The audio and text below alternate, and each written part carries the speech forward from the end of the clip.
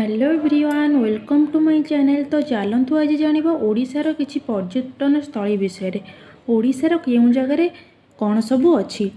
ओडिशा रे बड़ घागरा अच्छी, केन्दुझर जोटी सान घागरा भी अच्छी, चांदीपुर हिला बालेश्वर, चित्रकोंडा मालकानगिर, भितरकनिका केन्द्रापड़ा जिल्लार अवस्थित, हरिशंकर बलांगीर जिल्लार अवस्थित, उदयगिरी भुवनेश्वर खोर्धा जिल्लार अवस्थित, खंडगिरी खोर्धा जिल्लार अवस्थित, टिकरपड़ा अनुगुल जिल्लार अवस्थित, देवमाली कोरापुट जिल्लार अवस्थित, सातकोशिया ओडिशार अनुगुल नयागढ़ कटक और बौद्ध चारिटा जिल्लार जो बॉर्डर सेठी अच्छी।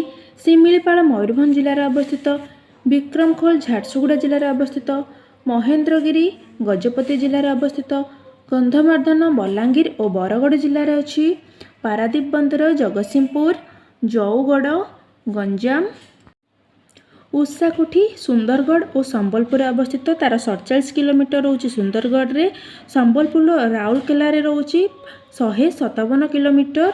चिलिका होची पुरी खोर्धा और गंजाम जिले में अवस्थित। एटा दया नदी आमर बे ऑफ बेंगल से अच्छी, जोटा कि आमर पक्षी मानकर अभयारण्य। सेठी कालीजाई मंदिर भी अच्छी।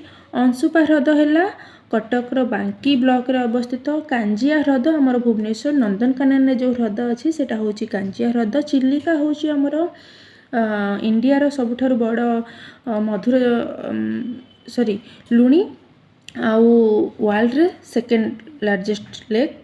अंशुपा होची मधुर ह्रद। कोणार्क पुरी जिल्ला रे अवस्थित। तो पिला माने जदि वीडियोटी भल लगी भिडियोटी को लाइक और चैनल को सब्सक्राइब करेंगे।